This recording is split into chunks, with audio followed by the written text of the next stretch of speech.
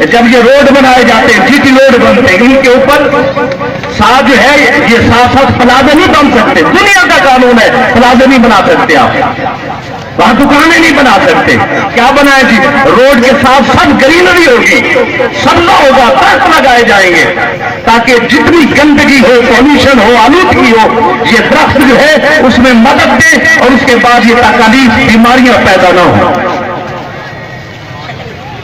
اس کے باوجود آپ دیکھ رہے ہیں کہ حالت پوری پاکستان کی ہمارے سامنے، نہ کوئی صفائی نہ کوئی ستھرائی، پڑھنے کے باوجود ڈگریوں کے باوجود بھی کچھ نہیں، نوکریاں نہیں ہیں، اور جن کی نوکریاں لگ گئی ہیں، اور جب عدالت دیکھ لیں، پولیس دیکھ لیں، جو محکمہ دیکھ لیں، پٹواری تک دیکھ لیں، بدماشی ہے، کرپشن ہے، لوٹ مار ہے، اور وجہ کیا ہے؟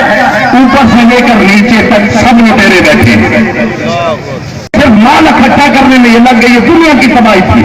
ہمیں بجلی نہیں ملی، متوجہ رہنا، آج تک کوئی ثابت نہیں کر سکتا کہ اہل سنت کے افراد بجلی نہیں تھی تو 100 روڈوں پہ نکلے، بجلی کے بل زیادہ آ گئے تو انہوں نے بھرنے دیے، کہ گیس کے بل زیادہ آ گئے، یا ان کے روڈ نہیں بنے، یا ان کی سڑکیں نہیں بنی، یا ان کو فنڈنگ نہیں ہوئی، یا ان کا خیال نہیں رکھا گیا، اہل سنت نہیں نکلے۔ کیوں کہ رکھی سکھی کھاتے ٹھنڈا پانی پی، حضور کی شریعت میں خوش رہ کے جی، جیسے لوگ تھے سرکار کا نام لے کر خوشی خوشی زندگی بسر کر رہے تھے۔ حضور صلی اللہ علیہ وسلم کی محبت میں دل میں خوشے ٹھیک ہے جی، ہمارے ہاں کمزور کچھ بھی ہے، حالات جیسے بھی ہے، ہم گزارا کر رہے ہیں، لیکن کیا تھا کہ جب انہوں نے ختم نبوت پہ حملہ کیا، پہلے حضرت ممتاز قادری رحمت اللہ تعالیٰ علیہ، ان بدبختوں نے ان کو پھانسی چڑھایا، پھر اس طرح کی بات جب سرکار صلی اللہ علیہ وسلم ختم نبوت پہ انہوں نے حملہ کر دیا، پھر سب چیزیں برداشت تھی، لیکن جب یہ معاملہ آیا تو پھر اہل سنت اس کو برداشت نہیں کر سکتی۔ ہم ایمان کے ساتھ نہیں کہہ سکتے، کتنے ظالم اور کتنے بدبخت ہیں بتاؤ، اس نے اپنی آخرت کس طرح تباہ کی؟ نواز شریف نے، شہباز شریف نے، یہ نون لیگ والوں نے، جس پاک نبی نے سفارش کر کے جو ہے نا جنت میں لے جانا تھا، اسی نبی سے لڑائی لے بیٹھے۔ دنیا کو تمہارے ضرور ہو ہی گئے ہو، جب مرو گے تمہیں اس پر دبا ڈوبیاں پڑنے والی، نہ تمہاری دنیا رہی ہے نہ تمہاری آخرت، نہ تم ادھر کے رہے ہو نہ تم ادھر کے رہے ہو، جاؤ گے کہاں؟ پتا ہے کہ آخرت میں قبر میں جانے کے بعد جنت تک 1,00,000 مقام ایسا ہے جس پر میرے پاک نبی کی شفاعت کی ضرورت پڑے گی۔ قبر میں اور پر ہر مقام پر میرے پاک نبی کی شفاعت کی ضرورت ہے، لیکن بدبخت تو ایسی بات سے، ایسی ہستی سے لڑائی لے بیٹھا جن کی سفارش کی ضرورت تھی، جن کے صدقے کرم ہونا تھا، انہیں سے لڑ بیٹھا۔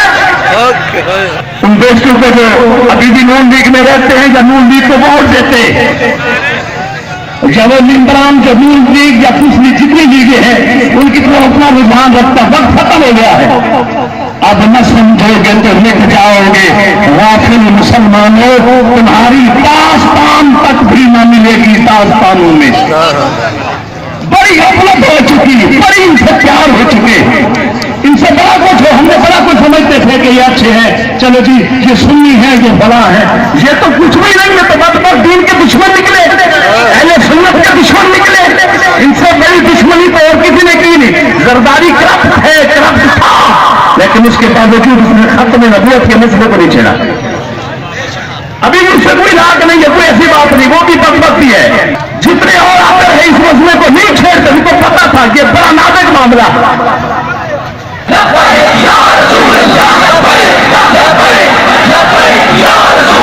تمام دوستوں کو، علماء کرام، مشائخ کو میں نے یہ بات کی تھی کہ جہاں بھی جلسے ہوئے ان کی دعوت آئی، ہم آئے، تو میں نے خواب دیکھا، وہ خواب پیش کروں۔ خواب جمعۃ المبارک کا وقت ہے اور میں سویا ہوا ہوں، جمعۃ المبارک سے پہلے 2 گھنٹہ آرام کیا۔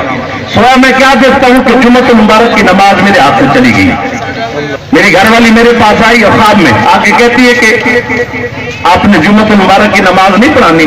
میں نے کہا ٹائم کیا ہے؟ کہتی 4 ہو گئے. میں نے کہا 4 کا ٹائم ہو گیا؟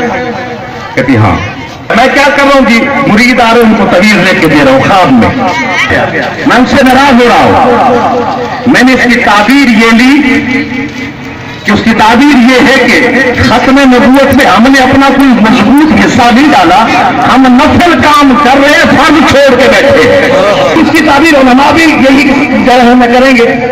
اس کے بعد سے میں نے اپنی نیت باندھی, مریدوں کو بھی سنایا اسی وقت نیت باندھی, یا اللہ اگر ہم زیادہ وقت وہاں 14 وقت گھر میں سے اسلام آباد بھی ہوا ہے, زیادہ نہیں تو یا اللہ تو زندگی میں موقع پھر دے دے, کرم فرما دے.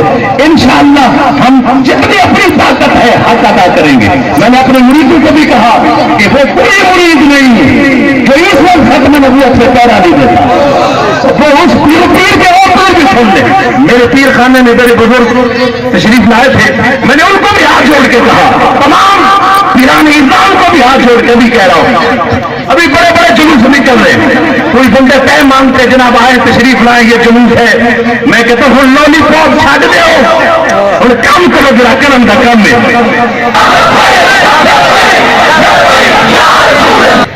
پیران اعظام علماء جو نہیں نکلے وہ اپنے ساتھیوں کو, یہ سیاست ہے, یہ سیاست کر رہے ہیں. ختم نبوت کا مسئلہ سیاست ہے. شرم کرو, یاد کرو, اگر نکلتے نہیں ہو تو اپنا عیب چھپانے کے لیے, اپنی غلطی اور خطا چھپانے کے لیے, یہ سیاست ہے. آؤ آج توبہ کر کے نکلو, آج بھی ابھی ڈرنا باقی ہے. کبھی دائیں طرف نکلتے نظر آتے ہیں, کبھی فلاں جلوس, کبھی فلاں جلوس. آؤ اس سے بڑھ کر حضور صلی اللہ علیہ وسلم کی ختم نبوت پر پیرا نہ دیا تو پھر کب دو گے؟ خادم رضوی صاحب معروف شخصیت نہیں تھے, طاقت نہیں تھی, قوت نہیں تھی, غیر معروف تھے, جان کا بھی کوئی نہیں تھا, ایک مدرسے میں پڑھانے والے استاد تھے, غیرت تھی, خلوص تھا. اس کے بعد وہ ایسا نکلتے آئے. میں نے ان کا ایک فوٹو دیکھا, ختم نبوت کے لیے سینٹرل جیل سے وہ نکل رہے, ان کو رہائی دی ان لوگوں نے, اس سے وہ نکل رہے تو اس وقت ان کی داڑھی کالی ہے. تو اس وقت سے وہ جو ہے نا جیل میں جھیل رہے, ایسا ایسا ان کو اللہ نے عزت دی ہے. پھر دیکھو جب تک رب نے کس طرح کرم فرما دیا.